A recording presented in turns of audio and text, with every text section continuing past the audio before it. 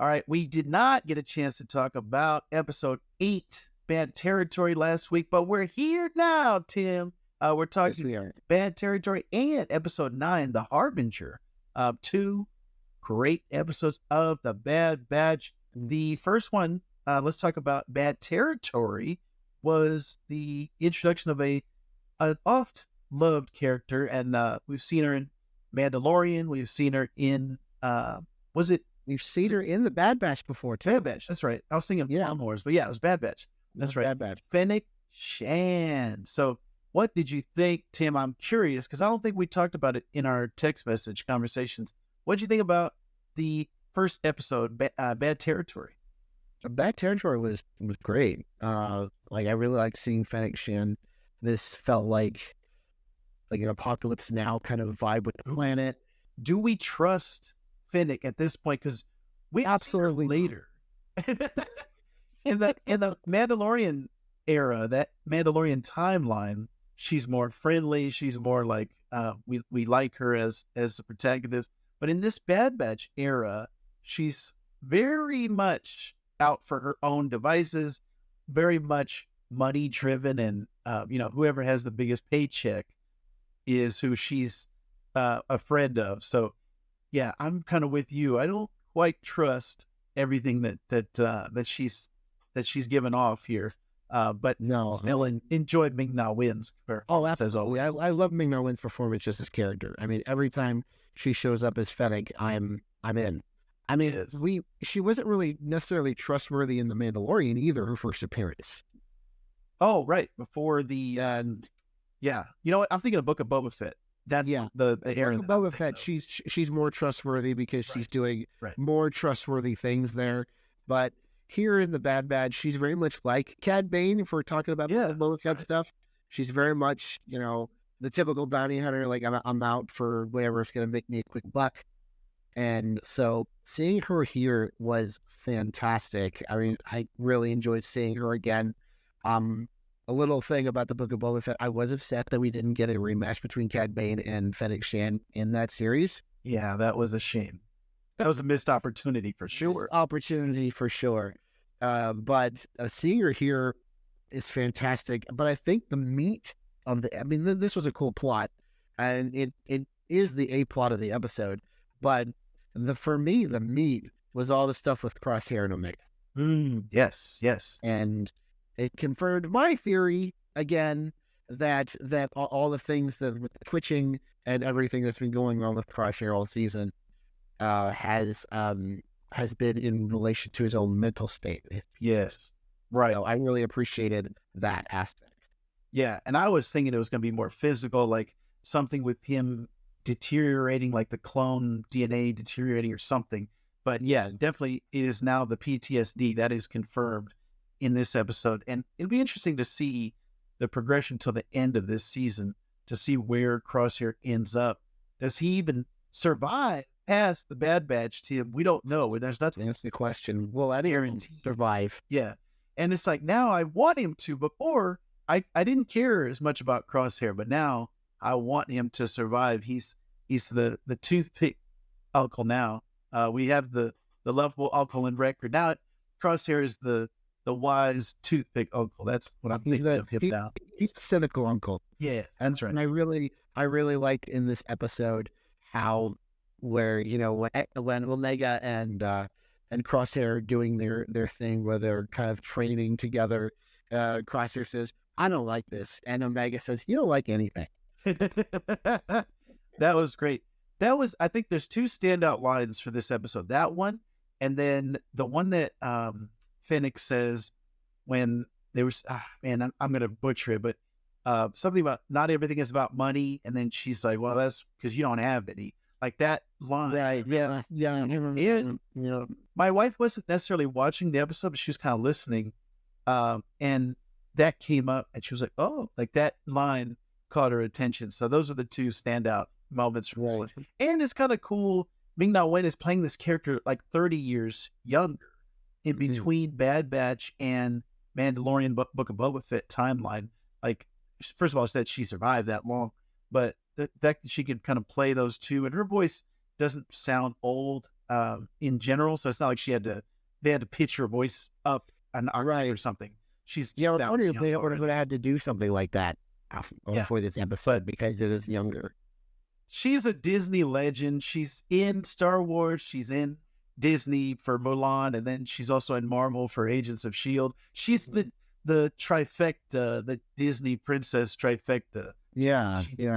Text. And I love her character in Agents of S.H.I.E.L.D. I mean, I have my own issues with that show, but she was always a standout. She was always like when Agents of S.H.I.E.L.D. wasn't dubbed canon in the MCU. I always regret that. Like, can we just at least have May be part of it in some way? Yes. And then the end of this episode, we saw Fennec talking to someone and kind of giving the Bad Batch, or giving away their location and saying, and I thought we would at least get to see an image of that person, and then it was going to cut, but it cuts before you find out who it is. But we don't have to wait very long on this episode, Tim, because we are talking about episode 9, The Harbinger, and we find out who that mystery character was. You want to reveal? Was it Ventresss? Did I think it at the time? I mean, do you think it? Do you think it now? Oh, I think it is. I think they revealed it, and I thought they said it in episode 9. I thought that was who gave away the location, because you know how she just shows up on that planet, and it's like, wait a minute, how did you get here? And she's like, I have my ways. Well, I think it was Fennec who kind of gave away that was where their location. That makes sense. So the return of Asajj Ventress, which we already knew from the trailer for this season of Bad Batch. So it wasn't a surprise that she's back. It was a surprise the way that she came back and which episode. We were kind of counting down, when is she going to show up? So what did you think about The Harbinger, episode 9, Tim? Oh, The Harbinger was fantastic. Seeing Asajj Ventress back again in this universe, it's like she never left. Even though she got a new lightsaber and some hair, new hairstyle, but new hairstyle, new clothes. Pets' heads are falling off. There's very much a synergy between her and Crosshair. The thing I just talked about, I didn't like them at first. They were first introduced, and now I like them. Like, that's when I saw her. There's that nostalgia for the Clone Wars time period. She's got so much history with her attached to her. She's the one that gives Anakin the scar over his eye, and she's been trained by Dooku. She's a Night Sister, Dathomir. Like, there's so many things that she's tied to. Like, because she was introduced in the Jenny Tartakovsky series way back in 2002, 2003. Yeah, it was a while. It was a while. And she was very much just, the assassin, I'm going to kill the Jedi and the clones, and there was nothing to her. But as with most things, Dave Filoni took that character and made it better.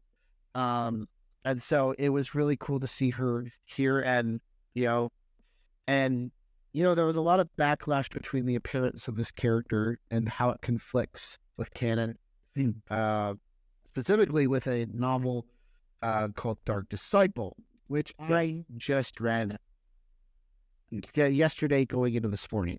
Yes. Tell us your thoughts, because I have not had a chance to read this novel yet, but it ties in heavily to Asajj and Quinlan Vos. Yes, I really liked the novel, and it's based off of unproduced episodes of the Clone Wars because it was canceled off of Cartoon Network when Disney bought Star Wars. Didn't think we were going to get more seasons, so they would take these. This is not the first time that they would eventually do this. They did this a little bit with the Ahsoka novel, which I started but didn't finish. But because because they put little flashbacks to the Siege of Mandalore in that novel, and so like they would do these things because Dave Filoni were like, well, we're never gonna make more. Excuse the Rebels.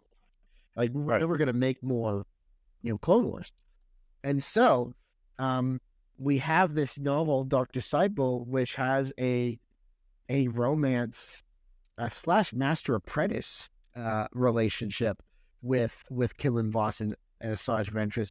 She actually teaches him about the dark side, and somewhat turns before he realizes what's happening. And because the reason why Quinlan Vos and Asajj Ventress are together is because the Jedi Council basically says Dooku is going to be the key to the war.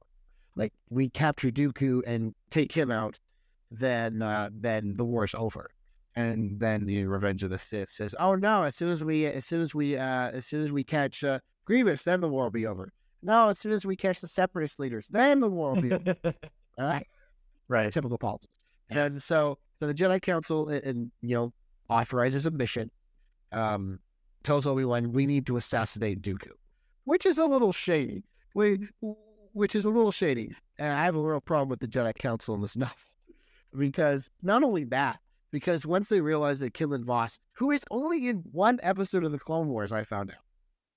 He's in one episode. It's called Hunt for Zero. I watched it last night. And it's one episode, and like it sets up, that Quinlan Vos is an unconventional Jedi. Right? It reminds me a lot of Elzar Mann from the High Republic. And so this novel made me fall in love with that character. I really enjoyed his character arc and Asajj's character arc in this novel. And once they realized Quinlan Vos has turned to the dark side, the Jedi Council was just like, "All right, Obi-Wan, we got to execute him," because he's turned to the dark side. And Obi-Wan's like, "Hold the phone, this is not." And because I just like, man, the Jedi Council is just all kinds of shady there in the prequels, but it's just because they become more bureaucratic. And even before the Clone Wars. But it was a great novel. And, spoiler alert for the novel, Ventress dies at the end. She's electrocuted by Dooku's Force Lightning, and she dies. And so a lot of people had issue, like is canon no longer matter? Do the novels no longer matter? Are they just doing whatever they want? But they had a nice line in here. Near the end, when Asajj leaves, she says, "I have many lives." Oh, so like, okay, all right, that works. Yes, yeah. I really want to see what the reason for her being alive is in the Bad Batch. I'm sure we're going to get actual answers. And the only other mention of Quinlan that I was familiar with was in Obi-Wan, when he's like, Quinlan was here, when they're talking about the path. And, that's right. Yeah, so there's obviously he's still around. We don't get an appearance of him, but just his name being mentioned was kind of cool. But man, seeing Asajj take out Hunter and Wrecker, and I think she did it with ease. You can tell the power that she wields, being trained by Dooku, being she's had a lot of training and different being able to train. Yeah, like, because in the novel she mentions that she was picked up by a Jedi and trained under a Jedi, and not only so then Dooku found her and trained her to the dark side, and then after she's humiliated by Dooku in the Clone Wars, she then goes to the Night Sisters, and then they train her in that stuff. So she's had all kinds of different training. So she's really quite a formidable adversary. So the fact that she took down the Bad Batch with such ease, because they have different fighting styles than the other clones, but it's still similar in a lot of ways. Right. So she's very adept at, taking down clones. So that was cool. And I really enjoyed I really wish we'd gotten more answers about Omega with this. That's my hang up. Is they have the nice the cool moment with with Omega being like Luke, where he's like, "Oh, I can't do it," and I really enjoyed that. But then, because they do reveal, "Oh, M counts midichlorians, it's in the blood," I'm like, okay, we knew that, but like, give us more here, right? And then she's like, "Oh yeah, I'm leaving." I'm like, "That's it? That's it? Yeah, you can't leave."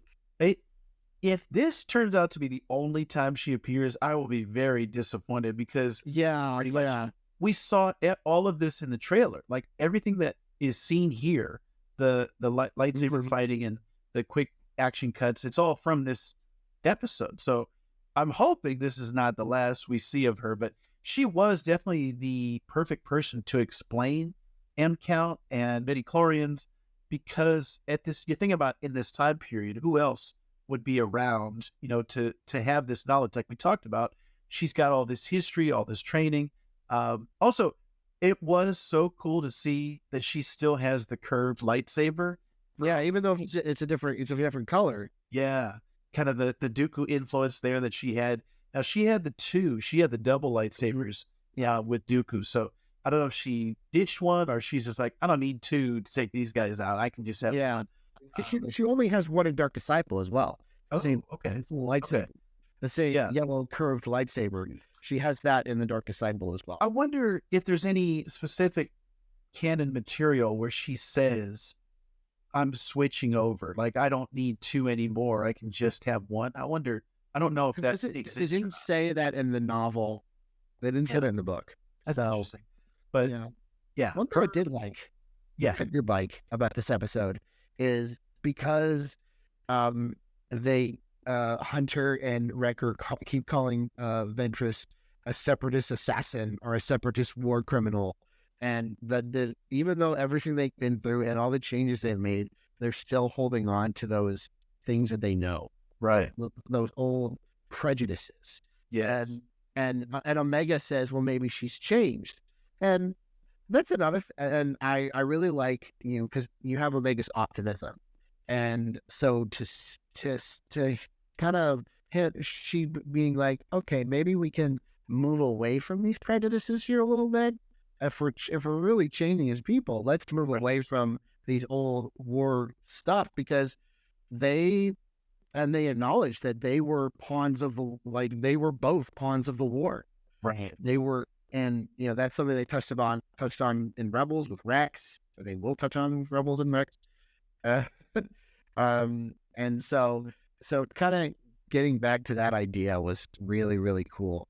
I would have liked to see more evidence of that change in Ventresss.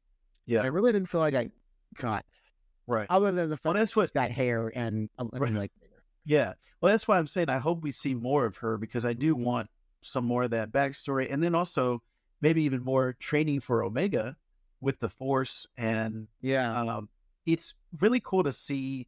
They don't necessarily name the different Force abilities that people have, but we know Anakin kind of had some type of, and Ahsoka has this a little bit too, animal or beast manipulation, where they can just through the Force kind of calm animals and let them know I'm not a threat, or Ezra too. Oh, and that's kind of past. You think about Ezra, like every mentor and every kind of trainer that goes down the line, all goes Anakin, Ahsoka, Ezra, like they're all kind of related to a certain extent. In this one, Ventresss kind of does it a little bit with the sea creatures, and Omega almost, I feel like you're saying the optimism, that's almost her Force power of being just super optimistic and always being able to look at the bright side of things and say, oh, everyone can be given a second chance, everyone can change. But I thought it was interesting seeing the kind of, like I said, animal or beast manipulation that Ventresss has in this episode. I wish they would kind of go into that more, kind of lean into it and specifically speak it on these shows and say, hey, everybody kind of has, like you were saying with the our High Republic episode. I was just about to say, they've been doing a lot of that in the High Republic. Yeah, I wish they would. Kind of Force ability. Yeah. Like there's a Jedi who is really great with technology, which, that's also an Anakin thing as well. Yeah. So, because everyone, just like everyone feels like, it has different brains work different ways, and their emotions work different ways, and they are different people and have different abilities. Why would the Force just everybody have these same superpowers? Right. That we've seen in most Star Wars content. And it adds a depth to it, because for the most part, when we've seen the Force, it's telekinesis. It's making things float, or the Jedi mind trick. Like, oh, okay, I can do that. But it would force pushing, force pulling. It's all the same stuff. Right. It would just add a layer of complexity and depth to it, and also just be interesting to have, that person can hear the Force as a saw. That person can do this with the Force. And I think it taps into that interesting thing of mutants in the Marvel Universe of, this is their speciality, this is their power set. If we had that in the Force, I think that would just be another, like a layer of an onion that we can peel back for Star Wars. So I hope they lean into that a little bit more. But yeah, man, this was a great showcase for Ventress in this episode. I really hope that we get more, because like you said, at the end of the episode, I was kind of like, dang, that's it? Can we get? Especially since we didn't get much answers in terms of M count that we already got. Right. I feel like ever since they found out about M count, it's just been like we're on this, like, we know something that the Bad Batch doesn't know. Right. And I felt that the past few weeks. And I hope with our next two-parter that we're getting next week that we get some more forward motion. Yeah, I'm looking forward to that. Looks like Identity Crisis is the name. So hopefully we'll get that. Man, where the clock is ticking, Tim, we've only got about a month left, because May, as we're starting to get into April here, the first week of May is the last episode of the Bad Batch. So that's going to be the series finale of the Bad Batch. Yeah. So we will see. But Tim and I will be here talking Bad Batch, as we are most weeks. We had a delay for last week, but most weeks we are here talking Bad Batch. We'd love to have you, and we'd be honored if you would join us. Trust only in the Force.